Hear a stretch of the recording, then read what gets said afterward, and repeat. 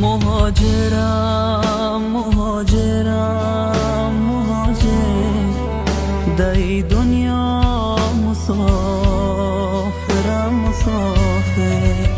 غریب و بی وطن